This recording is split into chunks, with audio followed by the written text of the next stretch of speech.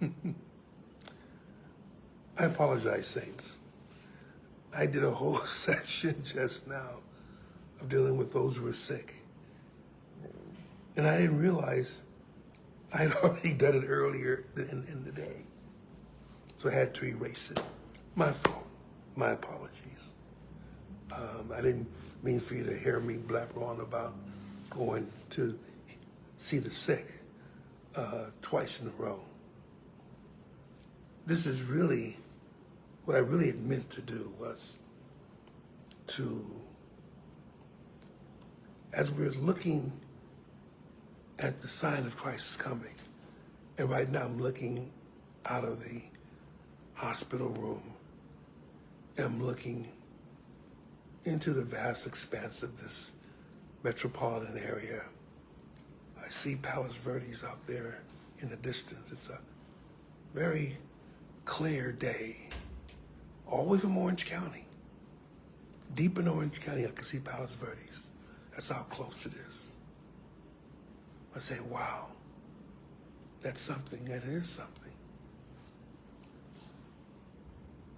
But there's a sign that should let you know that the coming of the Lord is near, even at our footsteps.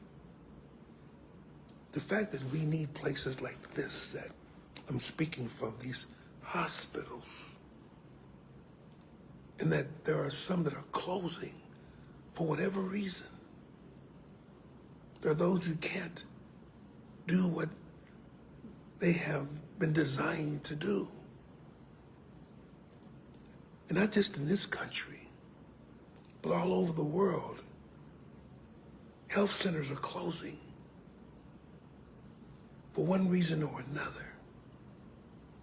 Some have gotten blamed for participating in certain activities that may be politically incorrect. But then people end up dying. And the thing that we should be most concerned about, and we've said this, those that have been watching, have been looking at what's taking place. We've seen these things happening. And we're just waiting for the shoe to drop. A few years ago, COVID swept through this entire world. No matter how much people tried, someone got it.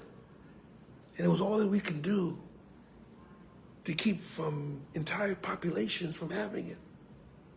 Now, it just so happened that the death rate wasn't huge, but try to say that to those who succumbed to the effects of COVID-19. Those who died, those who couldn't breathe anymore. It was an agony. As for those who permanently have things that are wrong with them now, all because they caught the virus. Now, there's been epidemics before, there have been pandemics before. One that I usually bring up because I hear about it in history. I know it's happened all over the world, but remember the Black Plague, bubonic plague. And all of us are too young to hear about it personally, but if you read your history, you see that upwards of 50% of the population of Europe perished due to that particular plague. They thought it was God's judgment. That's before we knew about rats being carriers, before we knew about proper hygiene to make sure people didn't catch from one to the other. But we've gotten through that as a population. I remember other history when the Spanish flu hit the world in the aftermath, or in the latter stages, in the aftermath of World War I. And I say that the flu killed more people than the war itself. Again, these are things that have hurt entire populations.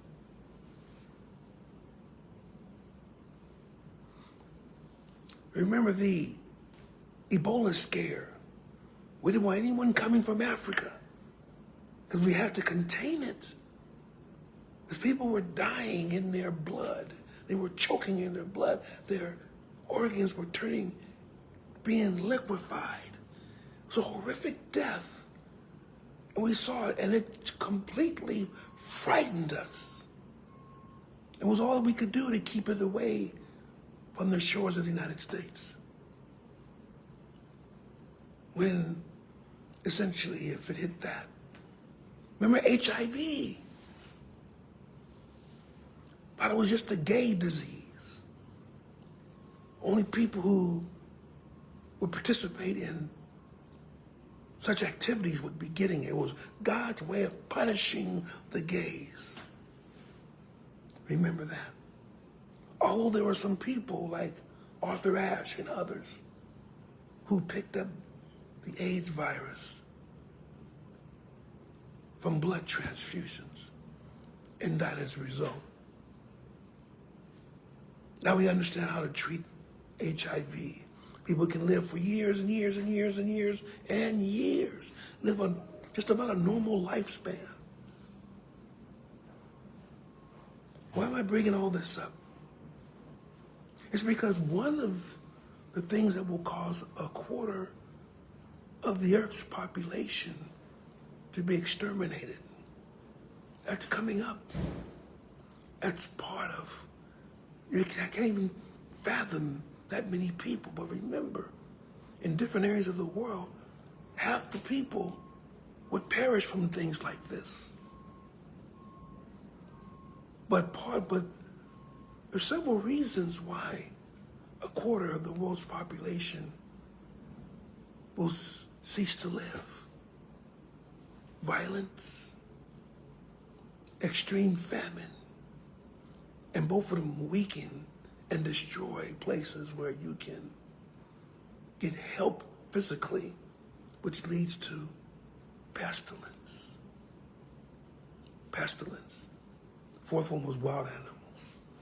I would be willing to believe pestilence would be up close to number one. And the reason why is that we can see all these people. I'm looking outside and looking at the freeways. The hospital's close to a freeway. See the traffic begin to build up.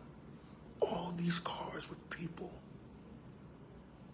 And how each one, even though they're in their separate cars, if you took them out, they're all susceptible to the next big pandemic. We were blessed that it was COVID-19 and not something even more potent. You have measles now coming out. We thought that was dead, but it wasn't. Malaria still hits a large part of this world. But I guarantee you, there will be another pandemic. It may happen right before the Lord comes. It may happen right after he comes. But it's a sign, one of the signs, that we're entering the final days of this age. Now, not the final days of this earth, but the final days of this age, what will mark then the beginning of the Lord's kingdom being established here. But before that happens, there's a lot of things we're going to have to go through as a world. Me, as a pre-tribulationist, I believe that the church will be taken up, snatched away. It may not be called the rapture in the Bible, but let's say that we'll be snatched away, that we'll be taken up. Means the same thing. So let's stop mincing words. But during the time of great trial and tribulation, we're opening the door for pandemics to come all over. Why? Because we're not practicing good hygiene. We're letting people convince us not to take vaccines. Well, the vaccines, they don't have the mark of the beast in them. And I'll tell you why one more time about essentially what would make the mark of the beast. It's at the same time, you have to worship him. No one is worshiping the beast right now because he hasn't appeared at this time. So let's stop with the fear-mongering about that. We have much more to be concerned about with facing these dilemmas that's about to come upon this world. Not to mention the hundreds of billions of dollars that we've stopped giving to other countries. That's because we feel as if we give too much to them and not to us. Not realizing that giving to them for health purposes helps keep the diseases that would kill us at bay over there and not have a threat to come over. Well, we can just stop them from coming over. Not everybody. Why did measles come? We thought it was eradicated. How did measles get here? And others as well. So, we're dealing with health. And everything that takes away from that adds to the prediction. That's one that I don't want it to be fulfilled in our time. But the more we deny funding, the more we deny vaccination, the more we deny just regular health checks and hygiene. As long as we deny those things, we are assuring that the coming pandemic will be so much worse than what we could ever imagine. I'm not trying to scare you, but trying to give you a sign of the times that we're living in, that we are not far away from the coming of our Lord Jesus Christ. And we better be ready.